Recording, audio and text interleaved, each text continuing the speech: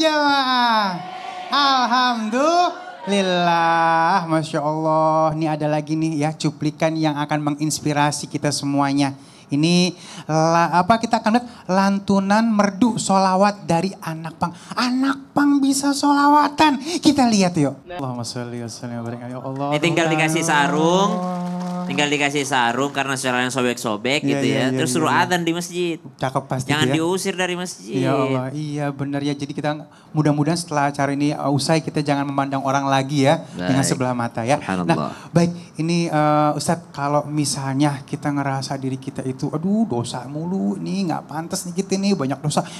Kebanyakan introspeksi diri gitu ya. Atau akhirnya kita menganggap diri kita ini bener-bener pendosa yang nggak kelar-kelar. Boleh nggak sih seperti itu? Silakan Ustaz. Bismillahirrahmanirrahim. Terima kasih Bang Ali, tabi guru kami Ustaz Maulana Habib Muhammad Syahab serta para alim ulama yang dimuliakan Allah Subhanahu wa taala. Imam Al-Ghazali memasukkan dalam bab ilmu yang bermanfaat, ciri ilmu yang bermanfaat. Di antara ciri ilmu yang bermanfaat itu adalah ilmunya membuat seseorang yang berilmu tadi ini semakin sibuk mengoreksi dirinya, semakin sibuk mengintrospeksi dirinya, semakin sibuk untuk melihat aib-aib dirinya, dan semakin sibuk memperbaiki kekurangan dirinya. Subhanallah. Jadi kalau ada orang semakin rajin pengajian, semakin sibuk bertaubat, berarti ilmunya bermanfaat. Kalau ada orang semakin sibuk majelis ilmu, semakin sibuk thalabul ilmi, semakin cari ilmu, semakin tahu ilmunya, semakin sibuk bertaubat kepada Allah Subhanahu wa taala, berarti kata Imam Al-Ghazali dalam Bidayatul Hidayah, berarti orang ini mendapatkan ilmu yang bermanfaat. Kenyataannya subhanallah banyak orang 2-3 kali pengajian udah langsung menganggap dirinya surga, yang lain pendosa semua. Kenyataannya ada orang pengajian semakin memandang orang lain ahli neraka. Semakin memandang orang lain adalah orang yang banyak dosanya, bukan memandang dirinya. Berarti mafhum mukhalafahnya, logika terbaliknya, kalau ilmu yang bermanfaat membuat seseorang makin rajin bertobat, berarti kalau ada orang mendapat ilmu tapi tidak rajin bertobat, berarti ilmunya tidak bermanfaat. Subhanallah. Maka perlu sekali menjadi orang yang semakin tahu, semakin sadar akan kekurangan diri. Karena tidak ada satupun orang yang selamat dari salah dan khilaf. Tidak ada satupun orang yang selamat daripada dosa. Maka jangan sibukkan diri menghitung dosanya orang lain. Sibukkanlah diri untuk menghitung dosa diri kita sendiri. Hasibu anfusakum qabla an tuhasabu. Introspeksilah dirimu, hisablah dirimu, hitung-hitunglah daripada kekuranganmu, dosamu sebelum engkau diperhitungkan nanti di hari kiamat. Masuk kubur tidak ada pertanyaan mungkar nakir. Setelah marabbuka man nabiyuka lalu ditanya, kenapa Fir'aun banyak dosanya? Adakah pertanyaan itu dari mungkar nakir? Tidak ada. Yang ditanyain dosa kita, yang ditanyain kekurangan kita, yang ditanyain tanggung jawab kita, bukan daripada orang lain. Maka tuba, sungguh beruntung orang yang sibuk akan an aibihi, akan aib dirinya, daripada an uyubin nas, daripada aibnya manusia yang lainnya. Allah, ini berarti dia sedih dosanya, tapi dia berusaha mengkoreksinya atau memperbaiki dirinya. Kalau sibuk hanya menangisi dosa, tidak bertaubat juga buat apa? Jadi introspeksi diri dan move on dari dosa tersebut ya. Betul, subhanallah. Terima kasih Ustaz. Sama-sama. Tepuk tangan dulu yuk. Masya Allah, ini orang kalau kebanyakan introspeksi diri nggak akan ngurusin dosa orang lain, bener nggak? Ya karena dosa kita aja udah banyak banget ya Allah ya. Nah baik kita minta lagi ilmunya dari Habib Muhammad. Masya Allah ya Habibi. Ya, Masya Allah Bang Ali gimana sehat? Iya emang kalau ngomongin masalah ngerendahin orang kadang-kadang suka tak aja gitu ya. Ya apa sih lu? Emang lu sehebat itu? Emang lu suci banget? Kan gue tahu lu siapa. Ya, iyalah dosa lu banyak, aib lu banyak. Kalau kebongkar aja. Nah ini masalah dosa lagi nih. Nah kalau misalnya nyikapin orang supaya kita nggak ngerendahin orang lain walaupun kita tahu orang itu pendosa, seperti apa ya Habibie silakan. Baik. Seperti dikatakan banyak orang yang berdoa itu ditolak oleh Allah Subhanahu wa taala. Kenapa sebab ditolak oleh Allah Subhanahu wa taala? Karena dia seperti apa yang sudah dibahas sama Ustadz Syam tadi, karena dia sibuk ngurusin dosanya orang, sibuk ngurusin aibnya orang, lupa untuk ngurusin aib dia sendiri. Nah, Artinya makanya terkadang doa itu ditolak oleh Allah Subhanahu wa taala. Walaupun kita tahu nih, misalnya kita tahu si fulan dosanya banyak. Si fulan berbuat dosa. Apakah kemudian kita itu merendahkan dia? Kan tidak seperti itu. Kita tidak boleh memandang orang itu rendah. Bagaimana urusan kita? Kita selalu berpatokan untuk menjaga kita punya hati. Makanya pahalanya besar. Contoh misalnya, ini si A dosanya banyak. Tapi kita tetap berhusnudzon. Tetap bersangka baik bahwasannya dia itu lebih baik daripada kita. Tetap kita bersangka baik walaupun sangkaan kita salah, dia tetap jahat dan dia tetap tidak baik. Tetap sangkaan baik kita mendapatkan pahala dari Allah Subhanahu wa taala. Malah sebaliknya, kalau kita menyangka bahwa dia tetap jahat, dia tetap jahat, dia tetap jahat, dan kita suudzon sama dia, maka kita dengan suudzonnya kita, sangkaan kita, merendahkan orang lain tersebut, mendapatkan dosa dari Allah Subhanahu wa taala. Lihat Allah itu mengatakan, "Qul ya ibadiyalladzina asrafu ala anfusihim." Ini ajaran rumus dari Allah Subhanahu wa taala. Allah bilang sama Nabi Muhammad, kata Allah, "Qul," katakan wahai Muhammad, artinya katakan wahai kekasihku. Qul ya ibadiyalladzina asrafu ala anfusihim. Berarti Allah memandang orang yang berbuat dosa. Allah bilang begini, katakan sama orang yang melampaui batas daripada perbuatan dosanya. Ini biar di semua didengar nih. Jadi jangan pernah, saya udah tanggung nih berbuat dosa nih, udah tanggung, nggak bisa seperti itu. bablasin aja gitu. Allah katakan, qul ya ibadiyalladzi. Katakan sama orang yang banyak dosa tersebut. Allah nggak ngajas dia langsung masukin neraka, kan bisa saja. Allah bisa saja langsung masuk ke neraka dia. Tapi kalau Allah katakan, Allah cari, Allah panggil dia, Allah peluk dengan rahmatnya Allah Subhanahu wa taala. Allah katakan, la taqnatu min rahmatillah. Hai sini, kata Allah sini. Bahasa kita nih, bahasa manjanya. Sini, jangan kalian itu putus rahmat, putus asa dari rahmatku, kalian aku akan peluk dengan rahmatku, dengan ampunanku, selama kalian itu mau bertobat daripada perbuatan dosa tersebut. Itu Allah. Jadi kita nih nggak boleh, Allah saja tidak memandang rendah sama orang yang berbuat dosa. Allah kasih dia izin untuk terus bertobat dan mendapatkan rahmatnya Allah. Bahkan kita akan jauh daripada rahmatnya Allah Subhanahu wa taala kalau kita memandang hambanya Allah dengan penuh dosa tersebut dengan pandangan yang hina. Kita tidak dipandang rahmat oleh Allah Subhanahu wa taala. Jadi hal yang demikian rupa kalau kita tahu, jadi makanya orang itu belajar supaya diri kita itu mendapatkan rahmat dan kasih sayang Allah Subhanahu wa taala, dan jangan pernah kalau pengen tahu bagaimana caranya adalah selalulah berpikiran positif, orang itu lebih baik daripada kita. Allah. Terima kasih Habibi. Jamaah. Oh jamaah, alhamdulillah, Masya Allah ya, kita masuk ke dalam segmen Tanya Dong Ustadz. Kami semua tanya dong Ustadz. Masih ada yang mau nanya? Nunjuk dong tangannya. Bismillahirrahmanirrahim. Ya. Assalamualaikum warahmatullahi wabarakatuh. Waalaikumsalam warahmatullahi wabarakatuh. Nama saya Nur Hayati dari Majelis Taklim Maslahul Huda Arjawinangun Cirebon. Oh, Masya Allah. Nur Hayati. Iya, Masya Allah. Tanya dong Ustadz. Iya, boleh. Dengan Ustadz Maulana. Ustadz Maulana. Saya nggak duduk nih. Habib Muhammad. Mangga. Ya, pertanyaannya silahkan.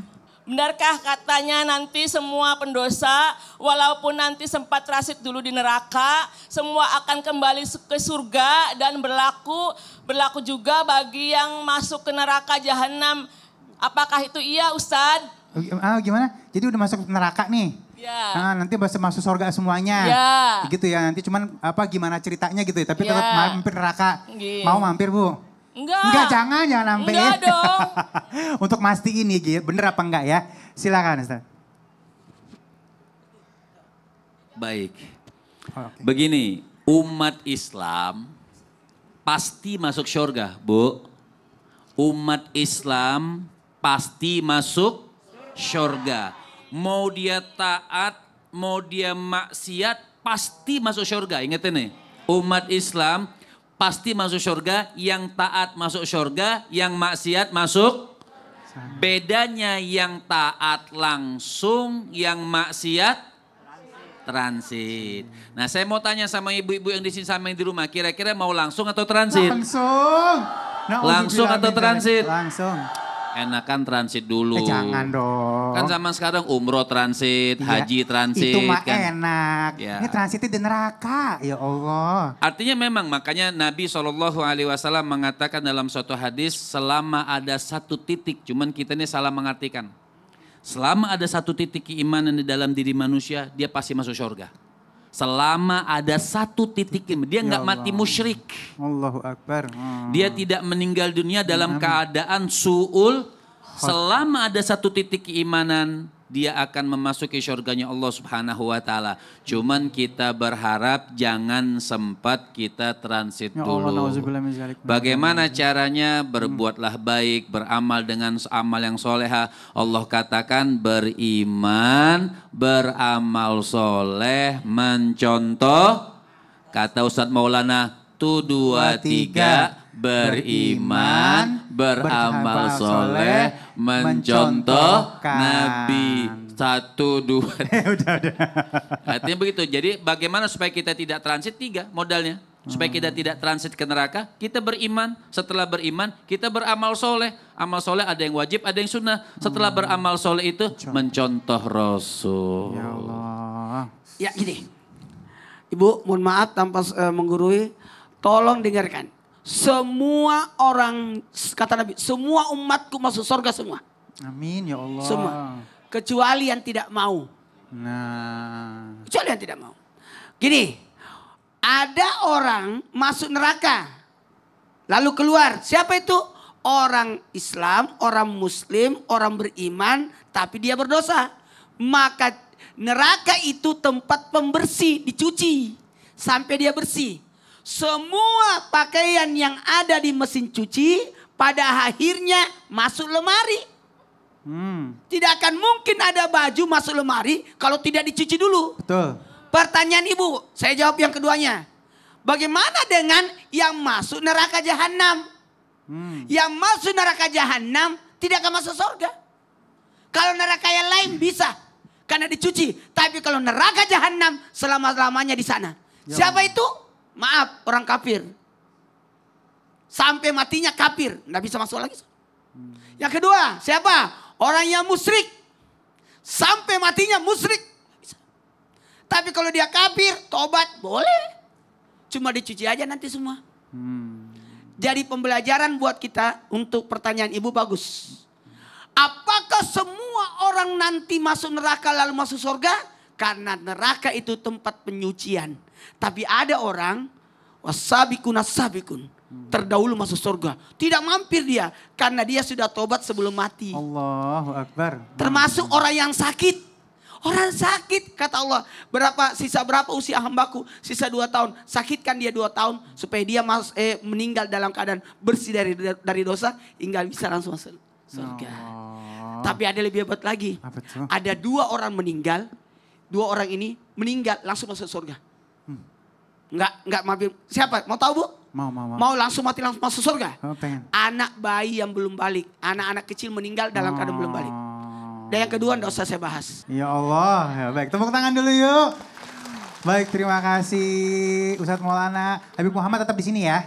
Kita lanjut lagi ya. Baik. Siapa lagi yang mau nanya? Sini. Assalamualaikum warahmatullahi wabarakatuh. Waalaikumsalam warahmatullahi wabarakatuh.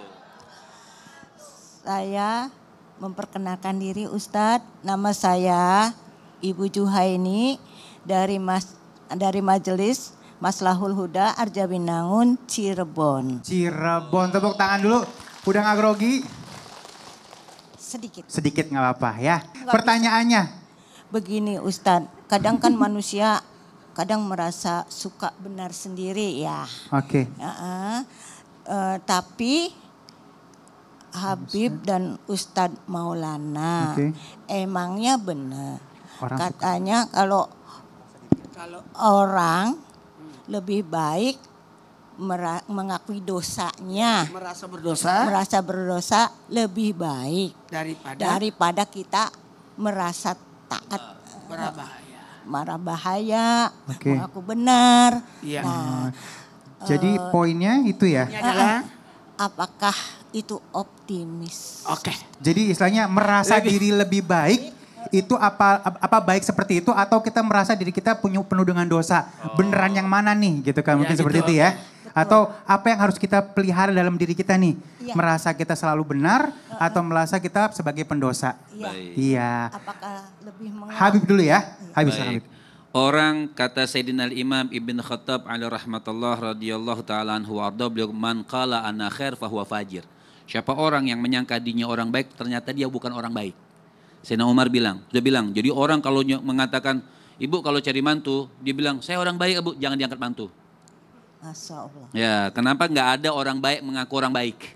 Saya ini orang nggak baik, artinya saya ini bukan orang baik. Artinya walaupun kita baik, karena nggak ada manusia itu sempurna kecuali para nabi dan khususnya baginda Nabi besar Muhammad sallallahu alaihi wasallam wa baraka alaihi wa ala alihi. Dirar bin Murrah dalam kitabnya Al-Mukhtar min Kalamil Akhyar.